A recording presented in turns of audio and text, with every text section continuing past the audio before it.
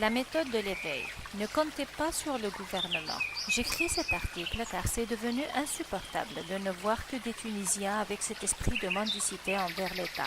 On ne travaille pas car on a un diplôme et attend un unique recrutement possible en tête. On est mal à l'aise car les rues sont sales. Bientôt les libellules et moustiques de différentes tailles et couleurs nous envahiront. Ces administrations en grève partout, comme l'enseignement par exemple. Il n'y a pas de semaine bloquée pour ce deuxième trimestre de l'année 2014-2015. Et il y a quelques jours encore, la Poste et Jandouba pour les pluies et Gafsa pour les mines et tout est en anarchie car on remet la totale responsabilité sur le président et sur l'État. Mais que vont-ils vous faire? Plus nous nous plaignons, plus la douleur est. Moins on produit et plus l'anarchie est. Si on changeait d'attitude, ce ne serait pas mieux et plus productif? Pourquoi attendre quand l'attente ne ramène rien sauf grève? Pourquoi n'allons-nous pas penser à assumer soi-même sa responsabilité?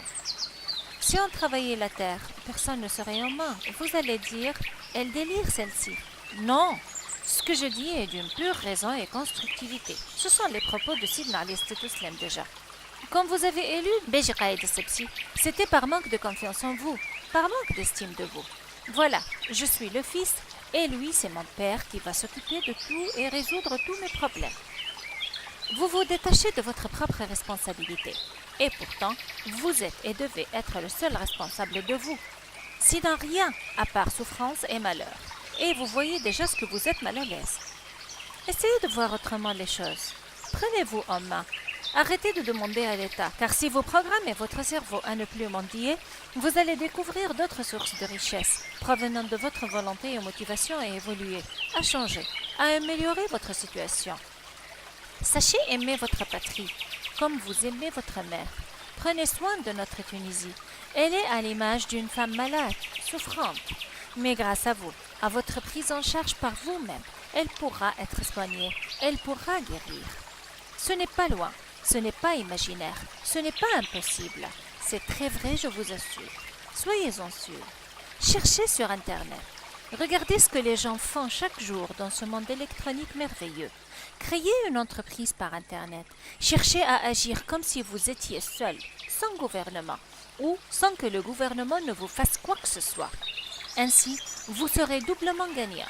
Car d'une, le gouvernement vous aide, de l'autre, vous avez agi et fait quelque chose pour vous indépendamment de tout. Et c'est gagné, car vous vous mettez sur votre chemin seul, avec la lumière de votre volonté et confiance. Je suis très touchée par l'inertie et la peur qui règnent. Dites-vous, je dois réussir, sans compter sur l'État, et cherchez votre objectif. Cherchez ce que vous aimez et qui soit réaliste. Ne comptez sur personne autre que vous-même pour créer la vie et la réussite dont vous rêvez, car ça n'aboutira jamais autrement qu'ainsi. Créez une entreprise sur Internet. C'est simple. Cherchez à travailler par Internet. C'est possible et c'est super beau. Cherchez, mais comptez sur vous. Regardez ce que les internautes font. C'est extraordinaire. Pourquoi ce n'est pas vous? Cherchez à commercialiser un produit que vous aimez vendre et faites votre étude sans crainte. Bougez. L'Internet n'est pas particulièrement ou uniquement Facebook. Non, écoutez-moi bien. Cherchez ailleurs. Cherchez loin du Facebook. Cherchez sur Internet un peu partout. Vous savez, je connais une à l'âge de 76 ans qui a fait sa propre entreprise virtuelle ces jours-ci. C'est épatant ce que des gens optimistes et ouverts peuvent faire. Mettez fin à votre peur. Mettez fin à votre plainte, à la comparaison, au jugement et foncez. De toutes les façons, vous ne perdrez rien. C'est toujours un essai, surtout que vous ne faites encore rien à part bouder la vie et l'État. Faites-vous une préoccupation et focalisez dessus pour la rendre une action directe. Elle vous permettra de vous améliorer, ainsi que votre famille et votre pays. La Tunisie a besoin de vous comme responsable et actif, et non boudeur dans l'attente vaine.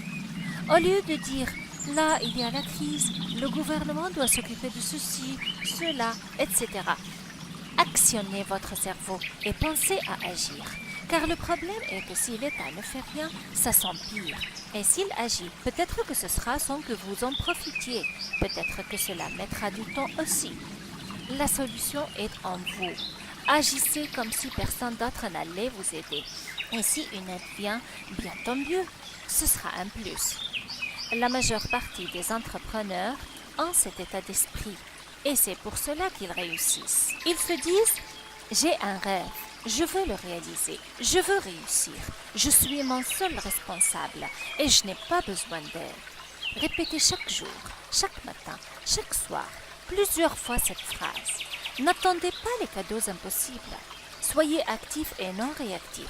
Changez votre vie, faites des objectifs et allez de l'avant. Soyez positif et optimiste. Ne vous plaignez plus. Revenez au silence là où vous allez divulguer le négatif. C'est mieux et plus productif. Vous serez plus ouvert à la vie. Faites votre bonheur. Personne ne le fera à votre place. Très bon rétablissement à vous. Au revoir.